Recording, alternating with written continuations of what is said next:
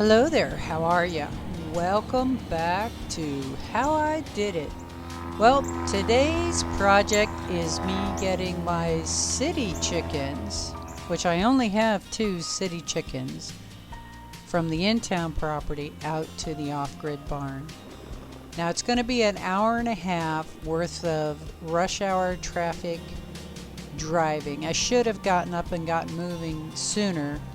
We had to trap them in the chicken coop last night, and then my neighbor and my son loaded it up onto this trailer here. So at this point we're about halfway, stopped at Tractor Supply, picked up some bedding and some feed Hi, for the girls. girls. Are you doing okay? Yeah. Hi, Big Mama. So those two Buff Orpingtons, You the all right? light colored ones there, they're 7 years old. And these other red chickens and that one white chicken in the background, somebody just dumped in my yard. You gotta love city livers. Neighbor called code enforcement on me, and I was given 2 weeks to get this 12-foot chicken coop and the chickens moved, or they were going to cite me. Or I could take a class and they could inspect my chicken coop to see if it met standards, and I could pay a $57 fee. Yeah, it was just a bunch of nonsense. So anyway, loaded up the girls, driving it out here to the property. I'm hoping that they will adjust pretty well. Now the two Buff Orpingtons that I have left, like I said, they're 7 years old. Yeah, they're total city chickens. And when I started out, I had 7 of the Buff Orpingtons between the coyotes in town, Red Hawk, and natural causes on a couple of them. This is what I'm down to. So I'm out here at off-grid barn. I will be the first one to admit I am not the greatest backer, but a cool little trick I was given. If you look into your mirror and the butt end of the trailer, you can see it out of your mirror.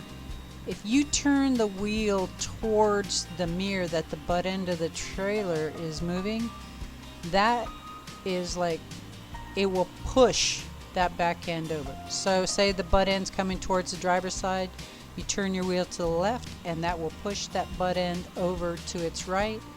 If you're looking at the mirror on the right and the trailer's there, if you turn the wheel to the right, it will push that trailer back to the left. Yeah, pretty cool little trick, right? Now you get to go out and practice it. Alrighty. At this point, I've gotten it back into the general vicinity that I wanted. And yes, I totally moved it multiple times. Very much condensed this video. Once I got on property, I would say I was probably moving that chicken coop around for a couple of hours trying to figure out exactly where I wanted it. Now, I was initially just going to pull the trailer out from underneath, but the girls are inside, so I opted to grab a couple of these logs that I had, go ahead and pull the trailer forward, which theoretically would pull the chicken coop off of the trailer, and as you can see, it worked fairly well. So I get it pulled forward about to the edge, and then I went ahead and brought the Kubota around to do the rest of the work.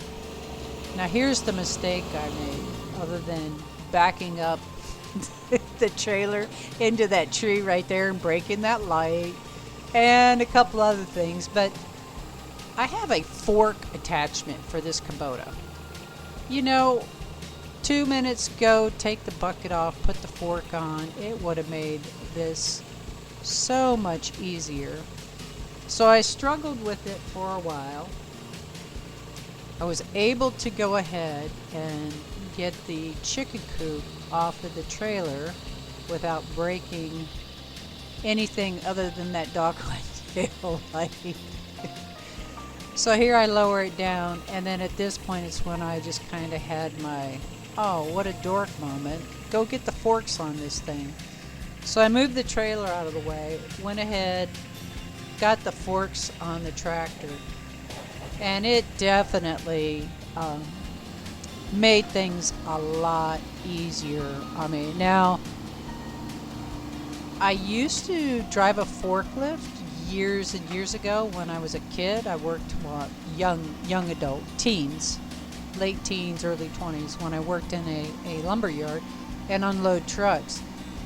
So these things, there's quite a learning curve to them. And when I was unloading a concrete order one time, I put the forks right through the doggone lower bags of concrete. So it takes a little bit to get your eye for where the forks are at and to adjust them and whatnot. And the same can be said here about the chicken coop. You know, I kept angling them too deep. See how I'm like trying to dig a hole? Okay, yep, total rookie driver.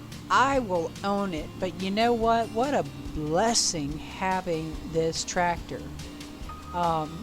Got it moved, got it in position. No back-breaking work. It really came together really nice.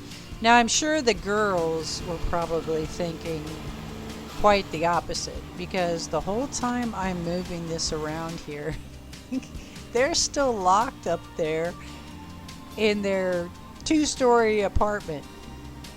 Now, a little background on this chicken coop. When I did get my Buff Orpingtons, like I said, they're 7 years old. So I built this thing like 7 years ago.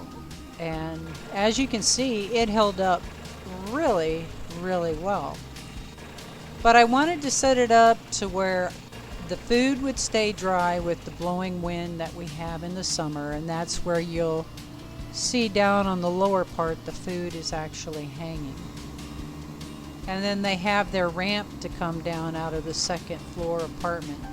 Now the other solid top door on the back is so I can access their coop area and clean it out. This is my little egg compartment. Hey, and get my eggs. Hello, girls. Hello, girls. Just a minute. I'm going to let you out. So my buffs were boundary trained. They would not go out of my yard, but those red chickens and that one white one that people dumped in my yard, they kept going over to the neighbor's house and eating his wild bird food. He came over, rant and rave, and totally ticked off at me. I told him they weren't my chickens. Long story short, code enforcement came out. I was honest with them and told them the 2 buffs were my chickens. And then that's when I was given basically the ultimatum of all the things that I could do. They're probably like, thank goodness we're finally free.